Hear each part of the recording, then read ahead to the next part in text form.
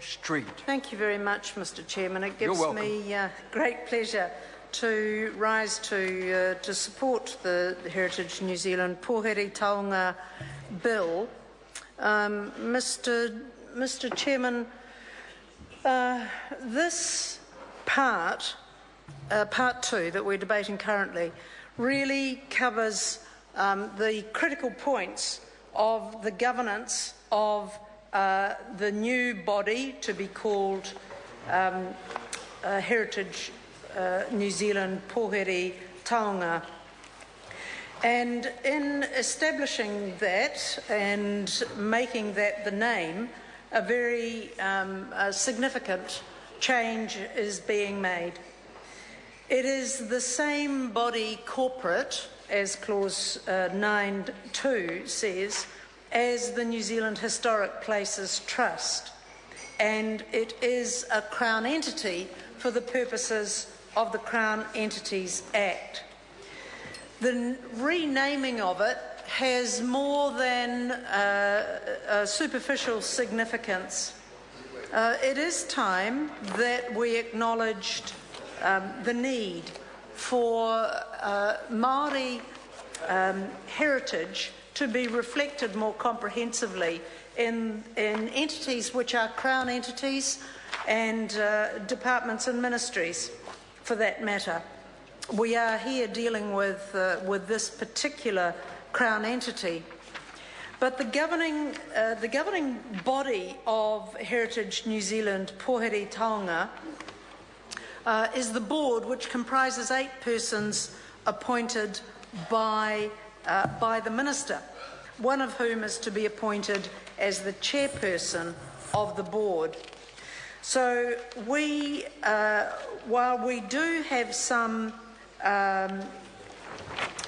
reservations about the board structure, or we did originally, we do support good governance, and any effort to strengthen agency governance will be supported by us. However, we're not convinced that this clause, and now I'm referring to clause 10, actually does it. We through the select committee process, have ensured that this bill will in fact strengthen governance and the performance and operation of the current processes, and we have tried to make sure that this does not come at the expense of protection of our archaeological heritage and public participation in that process. The power of the Minister to appoint a special advisor in clause 10A, I think is an improvement, is something that that this party welcomes, and we would like to ensure that the governance arrangements, even though this whole process has been somewhat controversial for those little historic places trust bodies that we have known and loved for a long time around this country, we trust that this particular governance structure will work in the interests of the aims of all of those former historic places trust branches.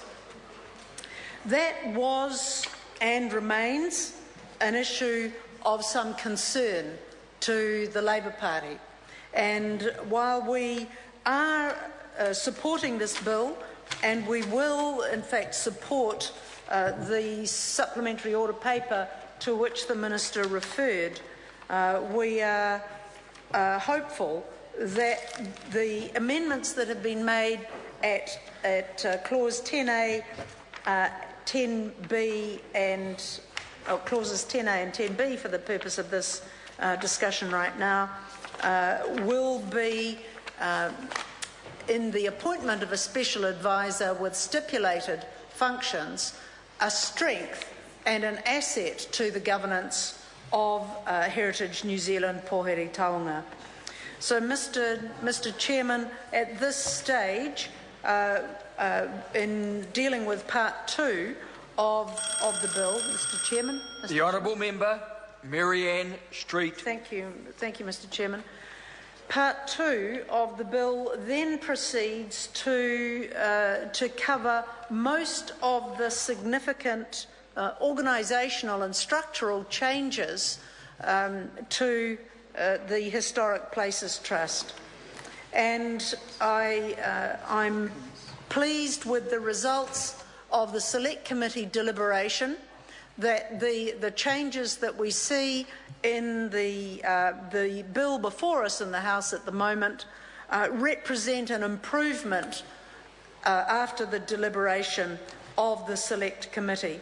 So as we go through this part, Mr. Chairman, which delineates the functions of Heritage New Zealand Pouhere Taonga, the powers, the rights of entry onto land, the general policy for historic places and archaeological sites, I hope that those who have taken an interest in this from the beginning can have some reassurance, particularly around the protection of archaeological sites and treasures that may be contained within those archaeological sites, so that they are able to be accessed under certain conditions, they are able to be protected, and that the governance structure of this entity will ensure that the concerns that people have expressed around archaeological heritage in particular will be taken into account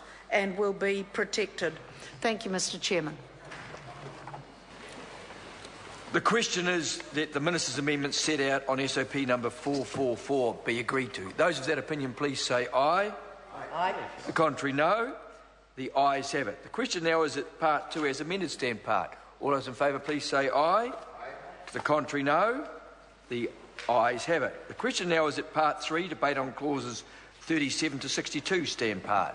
Mr. Chairman. I call the Honourable Minister Christopher Finlayson. Mr. Chairman, this is a very